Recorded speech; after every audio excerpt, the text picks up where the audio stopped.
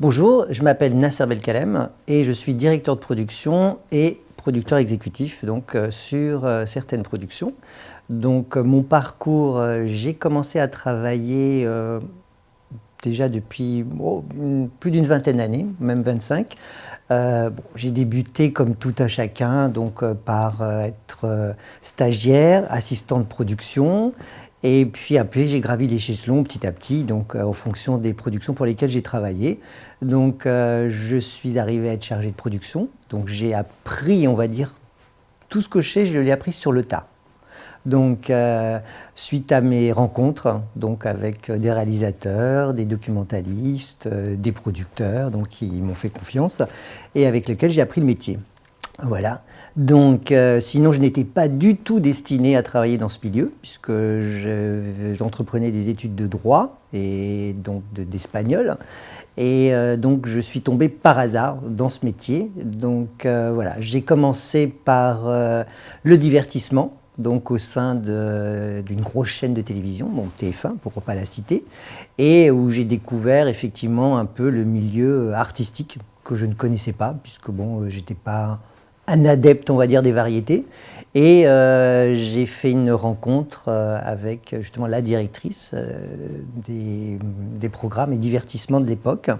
Donc je ne sais pas si je peux la citer ou pas, qui était Dominique Ancien, et qui, on va dire, m'a mis le pied à l'étrier. C'est là où j'ai commencé à prendre mon métier en tant qu'assistant de prod sur toutes les émissions de divertissement qui se faisaient à l'époque, les jeux, les variétés. Voilà, ça a été mon premier contact avec ce métier, on va dire, artistique. Et puis après, mon parcours s'est fait vraiment par des rencontres. Je suis tombé dans une société qui était très importante, implantée, qui faisait du documentaire. J'ai rejoint cette société. J'ai commencé comme tout un chacun, d'abord stagiaire, assistant de prod, et puis après, voilà, j'ai gravi petit à petit. Et là, j'ai commencé à apprendre ce qui était travailler, ce qui voulait dire travailler sur un documentaire, parce que je connaissais, j'en voyais certains à la télévision, mais effectivement, je ne savais pas trop comment on travaillait sur ces documentaires. J'ai appris à travailler avec des documentalistes, j'ai appris à travailler avec des réalisateurs, et c'est là où j'ai commencé effectivement à m'intéresser aux archives, et qui m'ont beaucoup plu. Enfin, ce travail m'a énormément plu parce qu'il y avait une vraie recherche à tous les niveaux. C'est vrai que c'est une société spécialisée plus dans les documentaires, on va dire, historiques. Beaucoup relatant tout ce qui était Première Guerre, Deuxième Guerre mondiale, les sujets sur Hitler, sur Franco. Enfin voilà, vraiment un truc assez très vaste en tout cas. Et donc ça a été mon premier vraiment, comment on appelle ça, travail avec les archives. J'ai fait chez eux l'équivalent à peu près, on va dire, d'une trentaine de films documentaires. Très variés, parce que après, bien évidemment, ils se sont ouverts à des documentaires de société, des portraits d'artistes. Ce qui m'a permis de rencontrer certaines personnalités que je n'osais jamais, effectivement, rencontrer, style Jean Marais, Daniel Darieux, de La Patelière, qui avait fait le documentaire sur Daniel Darieux. C'était un vrai plaisir. Et ça a été pour moi, voilà, c'est comme si j'étais lancé tout de suite dans le grand bain. Et à partir de là, effectivement, j'ai commencé à apprendre mon métier de directeur de prod, sur le tas. Le directeur de production, c'est vraiment comment dire, c'est un travail qui est assez minutieux parce que voilà, il faut gérer un budget. Le producteur vous fait confiance, il faut monter une équipe avec l'accord du producteur, du réalisateur, et il faut essayer de trouver la bonne combinaison pour que tous ces gens-là s'entendent bien entre eux et que le projet arrive à bon terme. Généralement, j'ai toujours eu de la chance parce que j'ai toujours été entouré de gens qui étaient quand même très professionnels, passionnés, ce qui nous a quand même beaucoup aidé. Et grâce à ça, on a pu faire un nombre de films assez importants et qui ont plutôt bien marché. qui ont été diffusés sur de très nombreuses chaînes, puisque à l'époque, je crois qu'on faisait en moyenne, je crois que c'était entre 3, 4, en tout cas dans cette production, 4 projets documentaires par an, ce qui est énorme. Donc, et qui étaient diffusés aussi bien sur Canal que sur France 2, que sur France 3, que sur Arte. Donc vraiment, on avait un éventail de diffuseurs extrêmement important, ce qui permettait vraiment de voir notre travail à tout le monde. Et nombreux de ces films d'ailleurs ont été primés, ont été dans de nombreux festivals. Donc ça, c'est plutôt une fierté. Donc j'aimais beaucoup, alors que moi je n'étais pas plus passionné que ça, mais qui s'appelle Anquetil, le mystère Anquetil, donc qui a été réalisé par Philippe Colly, donc qui est un réalisateur que j'aime beaucoup, avec qui j'ai fait 3 films, je crois. Donc un Tanguir de prod à l'époque. Et donc c'est un réalisateur qui va vraiment jusqu'au bout, donc qui est extrêmement minutieux dans son travail. Et j'ai beaucoup appris avec lui aussi, dans sa façon qu'il avait de travailler. Donc je pense qu'on apprenait à chaque fois avec les différents réalisateurs, chacun sa méthode, sa manière. Mais bon, dans l'ensemble, tout se rejoint, on va dire. Donc après, il y a des réalisateurs qui sont un peu plus poussifs, donc qui sont moins, comment dire, qui ne maîtrisent pas leur sujet, dirons-nous. Donc quand cela arrive, on a la chance d'avoir effectivement derrière un producteur qui connaît son sujet et qui justement voilà, peut pallier aux déficiences du réalisateur. Donc bon, autour de lui, il a une équipe, donc on est tous là pour l'aider, que ce soit le monteur, la documentaliste, le directeur de production, donc il met à sa disposition tous les outils qu'on peut avoir. Donc après, c'est vraiment on va dire le choix déterminant pour la production, pour mener à bien donc, le projet. Donc, je n'ai jamais eu ce cas de figure. Il arrive parfois, effectivement, que dans certaines productions, le réalisateur ne convienne pas, mais comme je disais précédemment, pas s'il ne maîtrise pas son sujet ou parce que effectivement le sujet, parce que il y a 2 façons de travailler, effectivement aussi, dans la production de documentaires. Soit un réalisateur amène un projet, donc qu'il maîtrise, auquel il tient, il vient le proposer au producteur, et le producteur, effectivement, décide effectivement de le produire parce qu'il trouve le sujet extrêmement intéressant et qu'il sait que, bon, voilà, c'est quelque chose qui va plaire aux diffuseurs, et donc on part là-dessus sur cette aventure. Après, nous avons effectivement des films de commande, qu'on appelle, où effectivement, voilà, un thème est choisi et voilà, on cherche effectivement un réalisateur pour pouvoir réaliser ce film. Donc l'idéal, c'est comme au cinéma, mais bon là, dans le documentaire, on lui explique. Donc si effectivement on sent qu'il y a vraiment une cohésion entre le producteur, le thème et le réalisateur, bon, l'affaire est conclue et à ce moment-là, on travaille ensemble. Donc souvent, effectivement, il peut y avoir des réalisateurs déjà qui sont habitués à travailler depuis de nombreuses années, qu'on a renommés, qui ont leurs équipes, donc qui souhaitent travailler toujours avec leur même monteur, parce qu'ils savent au moins qu'ils connaissent la façon dont ils ont de travailler. Et à ce moment-là, ça se passe bien. Soit effectivement, on leur adjoint un monteur et à ce moment-là, ils travaillent main dans la main. Donc, il ne faut surtout pas se tromper lorsqu'on fait des associations. Ça, c'est primordial parce que ça peut ou très bien se passer ou très mal se passer. Donc ça, c'est toujours le problème. Mais bon, dans l'ensemble, ça se passe pas trop mal. Donc, on va dire. Sinon, quoi dire d'autre ?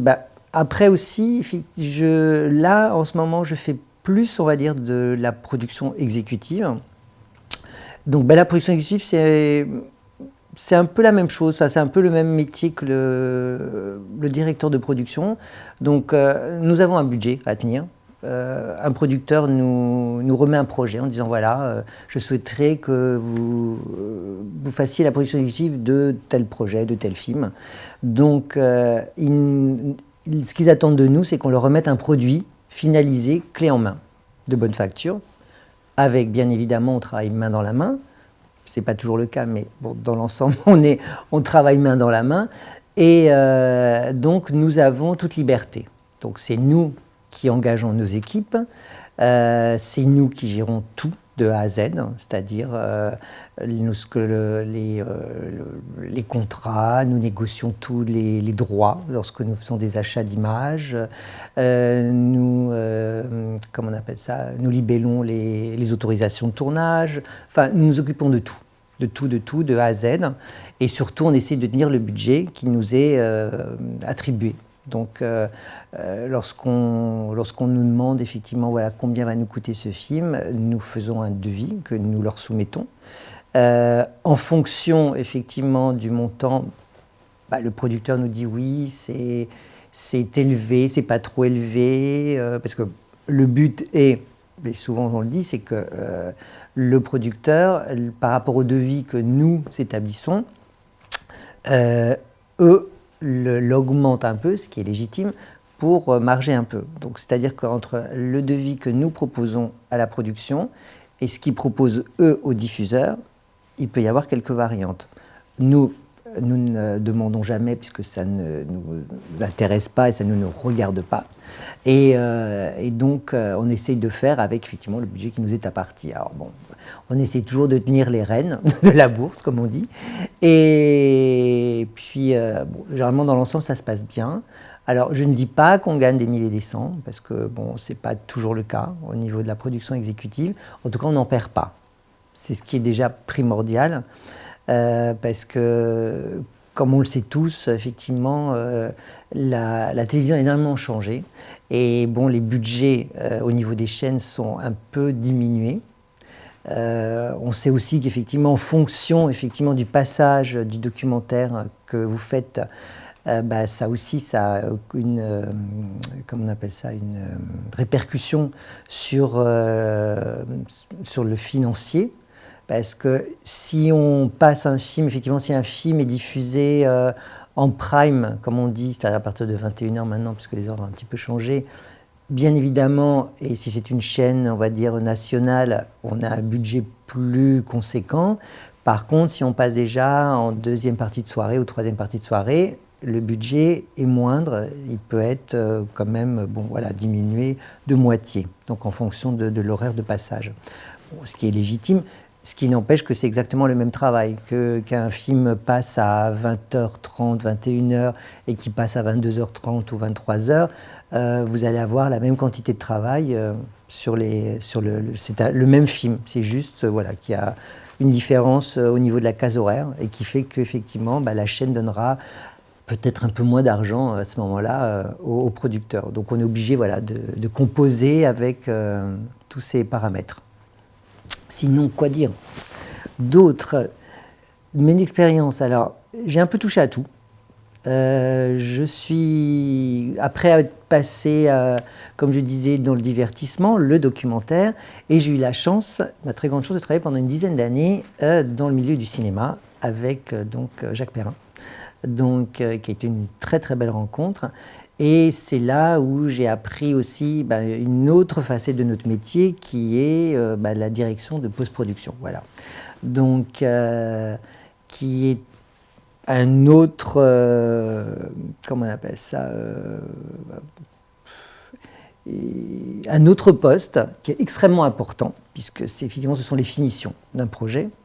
Donc, dans lequel, effectivement, nous, c'est tout ce qui concerne, donc ça va du montage, donc une fois que le film est terminé, du montage, à l'étalonnage, le mixage, la synchro, les habillages, enfin, voilà, tout ce qui est la finalisation d'un projet pour que les gens en prennent la vue lorsqu'ils vont au cinéma. Donc, j'ai eu la chance de travailler avec des directeurs de post-production importants et des directeurs de production importants au sein de la société de Jacques. Et pareil, donc j'ai été lancé dans le bain aussi parce que je ne connaissais pas grand-chose à la post-production cinéma, je précise, parce que c'est vraiment des choses distinctes entre la production télé, post-production télé et production cinéma, parce qu'il y a plusieurs étapes, bien évidemment. Et moi, quand j'ai commencé à travailler avec Jacques, à l'époque, on travaillait encore en argentique. Donc voilà, c'est-à-dire que les DCP n'existaient pas encore, donc on faisait encore des tirages copies. Donc il y avait pas mal de travail à faire. Bon, maintenant, je pense qu'il y a autant de travail, mais bon, les nouvelles technologies permettent quand même d'avoir des choses, on va dire, plus rapidement. C'est difficile parce que j'étais pas destinée vraiment à faire ce métier, même si j'aimais beaucoup le cinéma. Mais comme je n'ai pas débuté par le cinéma, mais par la télévision, je pense que ça a été, c'était la rencontre, je pense, de la personne qui m'a mis vraiment le pied à l'étrier, qui m'a fait faire un stage, donc un été, donc pour voir si j'aimais ça, comment je me sentais dans ce milieu. Et bon, j'ai dû pas être trop mauvais puisque du coup on m'a rappelé à la rentrée pour travailler au sein de TF1 et où je suis resté 3 ans. Donc, mais voilà, disons que c'est pas un métier auquel j'aurais pensé, c'est pas ce qui me serait venu à l'idée tout de suite. J'étais plus parti voilà, pour faire des études éventuellement d'avocat ou des choses comme ça. Donc vraiment, voilà, c'est un parcours complètement, on va dire, atypique. Voilà. Alors, j'ai pas du tout fait des études se rapportant à ce milieu, comme peuvent l'avoir fait bon, les techniciens ou les monteurs qui font des écoles spécifiques, une école de cinéma, où ils apprennent effectivement le montage, le métier de tourner, enfin tout ce qui est enfin, le métier technique avec les caméras, le son, pour spécialiser pour la suite, soit pour être ingé son, soit pour être cadreur, soit pour être monteur ou graphiste. Moi, pas du tout. Moi, j'ai vraiment appris sur le tas, donc au gré des rencontres. Donc voilà, je suis arrivé et on m'a appris ce qu'était, voilà, comment travailler sur un plateau, quand on est assistant de production, ce qu'il faut faire, quel est le travail à faire sur des grosses productions, voilà, en tout cas sur les variétés, s'occuper des artistes, bon, mettre toutes les autorisations, enfin tout le b.a.-ba. Enfin voilà, ça a été mon premier vraiment travail. Et après, bah, comme je disais, c'est en fonction de mes rencontres et de mes... comment on appelle ça? Lorsque je suis arrivé, comme j'expliquais précédemment, moi le documentaire c'était un milieu que je ne connaissais qu'à travers la télé. Et donc c'est là où j'ai découvert comment on appelle ça, ce métier en tout cas de... J'ai pas été documentaliste, j'ai assisté les documentalistes. Donc ça c'était assez intéressant parce que ça m'a permis de voir comment elles travaillaient.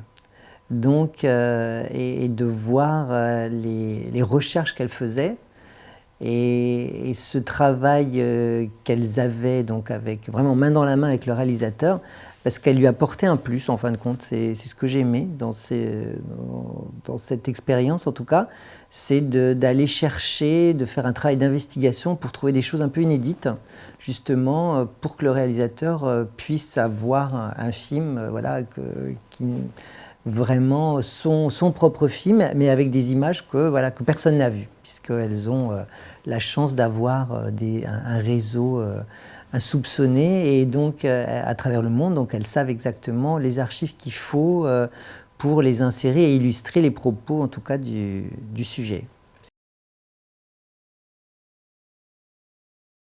Les conseils qu'on a pu me donner, enfin les bons conseils, c'est d'écouter, beaucoup d'écouter, et toujours ne jamais hésiter, toujours poser les questions. Donc, puisque, comme on dit toujours, il n'y a pas de questions idiotes. Donc, il n'y a que comme ça qu'on avance. Donc, et demander tout le temps, tout le temps, tout le temps, et qu'on vous apprenne, voilà, emmagasiner un maximum d'informations à tous les niveaux, être curieux de tout, surtout, s'intéresser à tout, et ne pas laisser de côté, et s'intéresser à tous les postes tous les postes de travail. Ça, c'est très important parce que comme ça, on sait exactement lorsque, après, effectivement, je suis arrivé à être directeur de production, je savais toutes les étapes qu'il fallait sur un projet, un film. Et donc, pour en occulter aucune, et justement, voilà, et ne rien laisser de côté, parce que souvent, les gens ont tendance à pas mépriser, mais en tout cas, voilà, on a un poste important, mais on ne s'intéresse pas à ce qui est derrière tout. Il faut surtout pas faire ça, il faut surtout tout connaître de la base jusqu'en haut. Comme ça, au moins, on connaît toutes les étapes et on sait les difficultés qu'on va rencontrer au fur et à mesure de l'avancée du projet. Donc souvent, ça, effectivement, les gens ne savent pas. On leur parle un truc, ils me disent « Ah, mais je ne savais pas ». Je dis « Ben si, si ». Je dis « C'est pas quelque chose qui se fait comme ça rapidement, c'est quelque chose qui est long, qui est sur la durée. Et si on veut avoir un produit de qualité, comme n'importe quel autre, il faut passer par toutes ces étapes. Hein, et voilà, et toutes ces étapes, ce sont des gens qui travaillent, des techniciens, de l'humain, et qui est là, et qui est à disposition, qui vous offre leur savoir et leurs outils pour arriver à finaliser un beau produit. Voilà.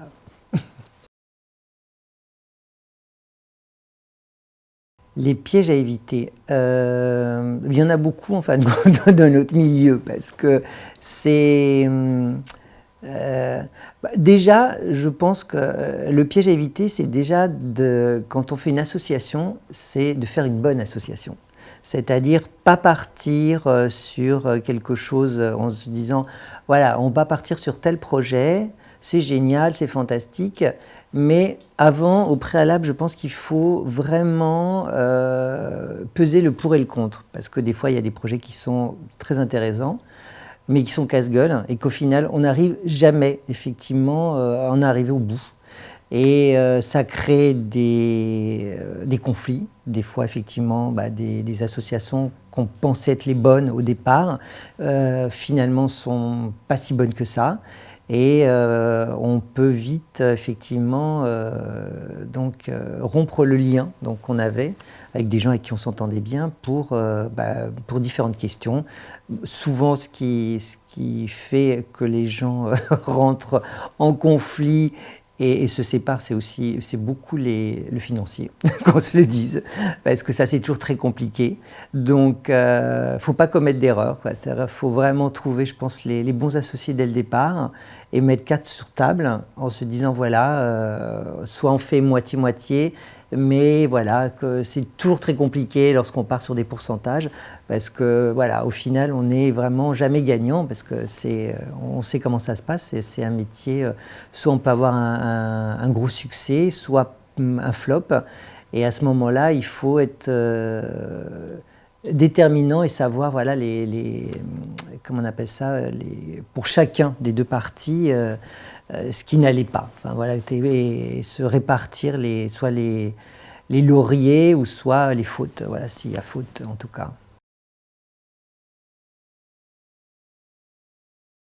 Moi, ce que je dirais aux chaînes, c'est d'être moins frileuse. Les chaînes sont assez frileuses et c'est vrai que quand on leur amène un projet, alors nous, effectivement, en tant que producteurs, on sait très bien qu'effectivement, elles connaissent leur public, puisque bon, elles travaillent au quotidien avec eux, c'est elles qui diffusent, qui mettent à l'antenne certains concepts, certaines émissions, certains magazines. Donc bon, on imagine qu'ils savent de quoi ils parlent.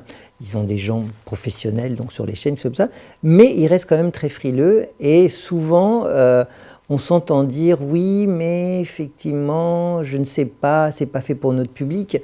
Et on attend, mais si vous ne les faites pas évoluer sur d'autres choses, le public ne verra jamais. En tout cas, ces projets que nous vous proposons, qui pour vous semblent effectivement soit trop élitistes ou pas, ou ne pas correspondre en tout cas comment on appelle ça, aux téléspectateurs, puisque vous me dites ah oui mais non, ils vont pas regarder, ça va pas marcher. Alors peut-être effectivement on peut leur dire qu'ils pensent trop effectivement à l'audience. Donc, bon, ça, on ne veut pas leur en vouloir, hein, c'est comme tout un chacun. Les producteurs, ils pensent à faire des entrées au cinéma. Les autres, ils pensent aussi à ce que leur film soit vu et qu'on fasse plutôt une bonne audience.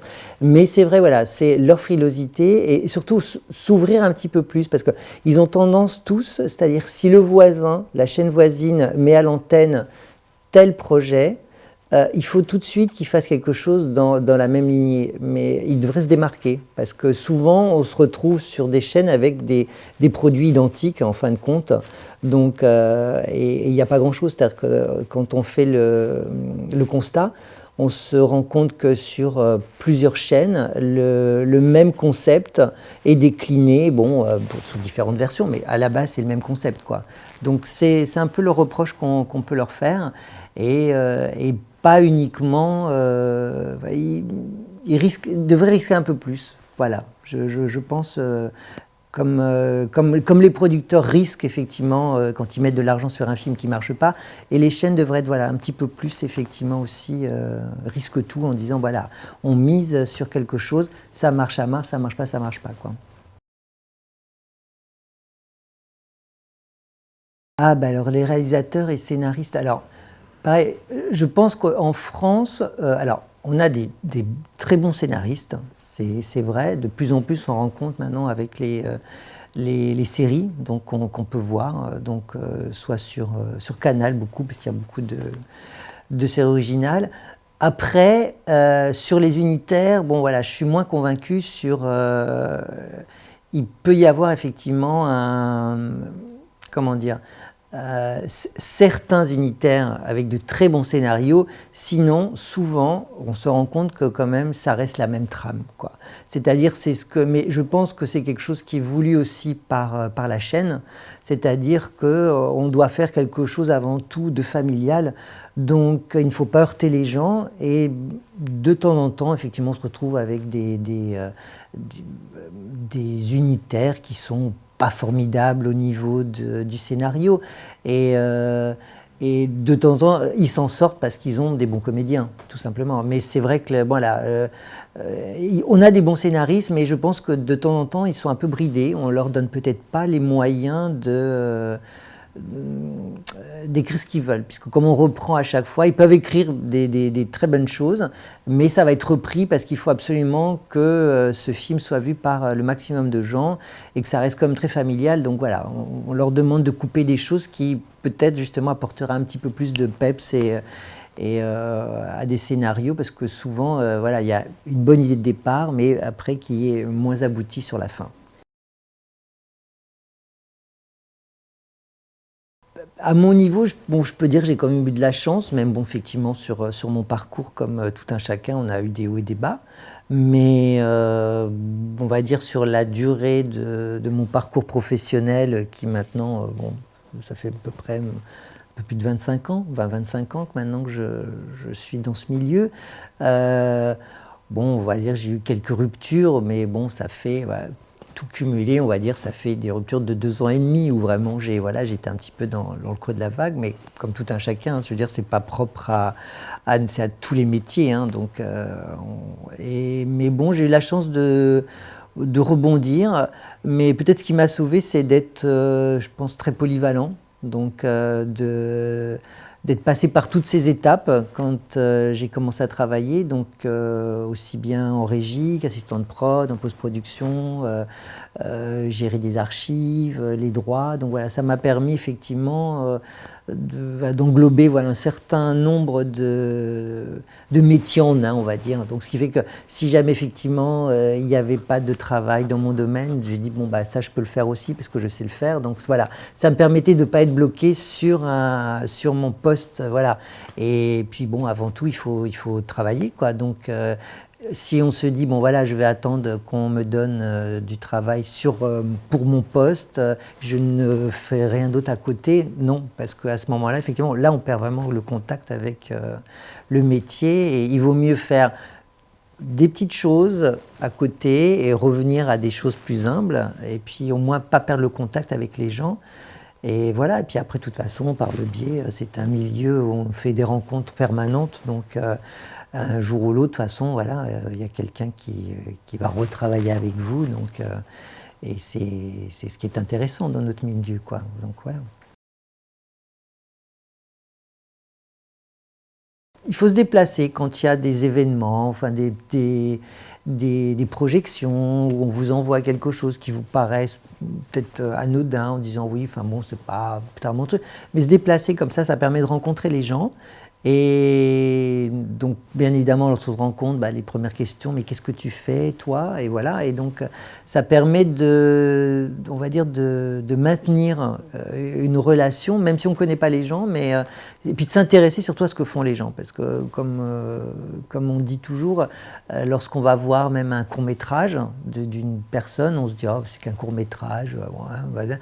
Mais c'est bien parce que du coup, on est surtout souvent surpris. Et puis, on se dit, ah bah, finalement, j'ai bien fait de venir parce que c'est quand même très bien et je pense que cette personne ira loin et fera des choses. Et souvent, effectivement, bah, on a la chance, des années plus tard, de recroiser ces personnes et qui, effectivement, ont fait leur premier film voilà, où ils ont monté leur structure. Et donc ça, c'est surtout ça. Et puis, bon, voilà, rien négliger. Rien négliger. C'est-à-dire que lorsqu'on vous envoie un truc, rien négliger. Si quelqu'un vous appelle pour vous proposer, enfin, le prendre, même si c'est 5 minutes, mais voilà, au moins le prendre. Je sais qu'on n'a pas toujours le temps. Dans nos métiers, on est toujours toujours actif, toujours à courir à droite, à gauche.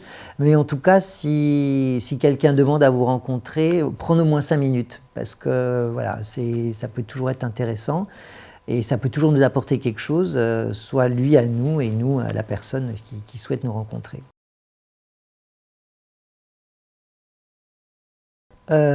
Au début, peut-être, le fait effectivement de s'investir sur un projet et peut-être que, bon, qu'au final, les gens ne peut-être pas obtenir la reconnaissance. Mais bon, ça, je pense, avec le temps, c'est quelque chose que ça passe. Quand on est plus jeune, voilà, on a envie d'être reconnu et qu'on mette en avant effectivement votre travail.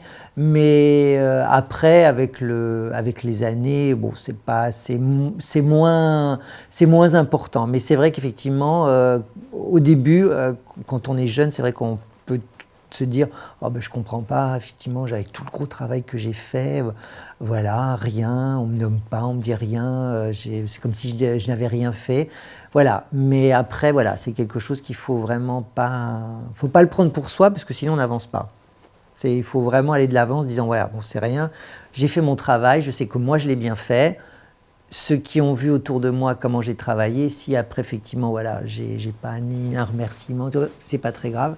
Je l'ai fait avant tout pour moi, j'ai appris beaucoup de choses, après le reste.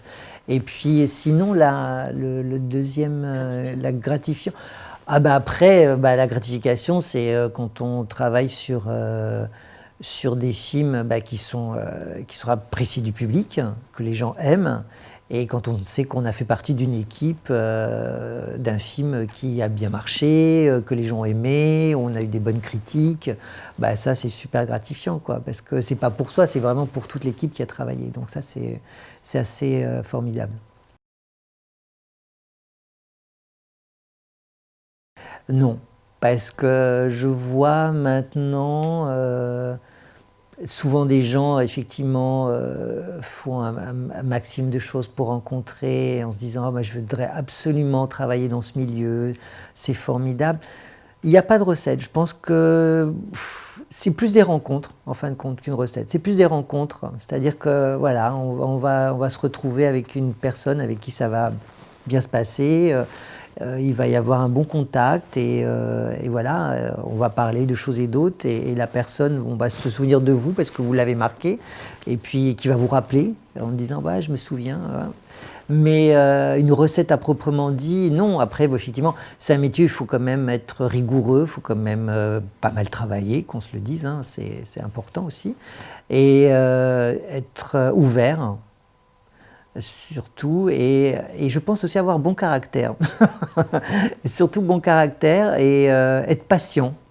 Patient, avoir bon caractère, ne pas avoir, comment dire, enfin, ce qui me concerne, pas avoir un ego démesuré, c'est-à-dire que voilà, je pense qu'il faut rester à sa place. On fait un métier, je pense, artistique, donc je pense qu'il faut pas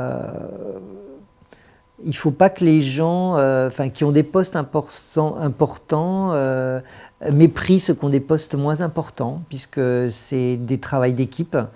Donc, et que les uns sans les autres, on n'arrive pas à constituer de toute façon une équipe et à faire un film, quoi. Donc voilà. Je pense qu'il faut avoir une ligne de conduite. Faut, je pense, rester droit, discret, enfin discret, dans le sens où peut-être voilà, pas dire, parce que c'est un microcosme, hein, qu'on se le dise, ce métier, donc tout le monde se connaît, donc éviter effectivement même si effectivement on le fait, hein, je veux dire, c'est pas tout le monde le fait, dénigrer les uns les autres, après voilà, mais pas en mal, je veux dire, on peut effectivement apprécier ou ne pas apprécier le travail de personnes de certains réalisateurs, de certains producteurs, mais bon, c'est un travail. Après, bon voilà, ils le font plus ou moins bien, bon, ils misent sur des choix plus ou moins intéressants, mais ça reste du travail et on va dire qu'ils font travailler beaucoup de gens autour d'eux. Donc voilà, ça il faut le respecter. Après, bon, c'est comme tout, hein, tout un chacun. Le métier, soit on aime, soit on n'aime pas. On va commencer sur le moins fier. Alors, qu'est-ce que c'est moins fier?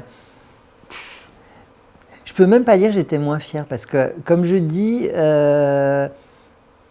à chaque fois, enfin, même quand j'ai fait des choses qui n'étaient pas toujours, on va dire, intéressantes, mais j'apprenais toujours quelque chose. C'est ce qu'il faut se dire. Il ne faut jamais se dire, ah, c'est dur. On apprend toujours quelque chose, même si c'est pas toujours passionnant, même si c'est voilà ça peut être sur un jeu, ça peut être voilà. Après voilà, j'ai fait tellement de choses, j'ai fait du magazine, j'ai eu vraiment j'ai eu un parcours assez varié, on va dire, où vraiment j'ai sauté d'un milieu à l'autre, c'est-à-dire comme j'expliquais, hein, mon parcours, ça a été les variétés. J'ai fait du magazine pour un pays étranger qui était pour le Brésil. J'ai travaillé dans le cinéma, je suis revenu au documentaire, j'ai fait voilà. Enfin vraiment, ça a été vraiment très varié. Donc je ne peux pas dire vraiment que voilà, j'ai pas gardé un mauvais souvenir de toutes mes années en tout cas. Voilà, ça a été des périodes, même des fois où c'était galère, enfin des choses on va dire vraiment galère où j'étais dans une position où on n'avait pas d'argent, il fallait faire tout soi-même, mais en même temps, voilà, à côté, j'ai tellement ri, j'ai tellement pallié parce que j'avais des gens avec qui je travaillais qui étaient vraiment sympathiques et vraiment, même si au final, effectivement, le résultat n'était pas là, mais en tout cas, voilà, on aura tous donné le meilleur de nous-mêmes pour essayer de faire au mieux avec les moyens du bord qu'on avait. Donc voilà, après, bon, effectivement, quand on travaille dans des productions un petit peu plus confortables, bien évidemment, on arrive à faire des choses dont on est très fier. Mais sinon, non, franchement, je regrette pas mon parcours. Je veux dire, une chose, c'est qu'en fin de compte, j'ai beaucoup de chance parce que d'être dans ce milieu, parce que ça m'a vraiment permis de rencontrer plein de gens. Et moi, c'est ce que j'aime beaucoup, c'est vraiment les rencontres avec les gens. C'est mettre en relation les gens aussi, donc quand je peux, en tout cas, pour qu'ils puissent effectivement travailler ensemble. Et je pense avoir un petit peu cet instinct, donc de ne pas me tromper lorsque je vais vers certaines personnes. Et voilà quoi. Donc après, bon comme tout un chacun, mais bon, c'est fait partie de la vie, donc il y a des hauts et des bas. Mais voilà, dans l'ensemble, je n'ai pas, voilà, je me plains pas de mon statut, bien évidemment, comme tout le monde, on aimerait être, voilà, avoir plus, mais bon, en tout cas, ce que j'ai, en tout cas, me convient, et puis surtout, voilà, bon, j'ai la chance de côtoyer des gens plutôt sympathiques et agréables, voilà.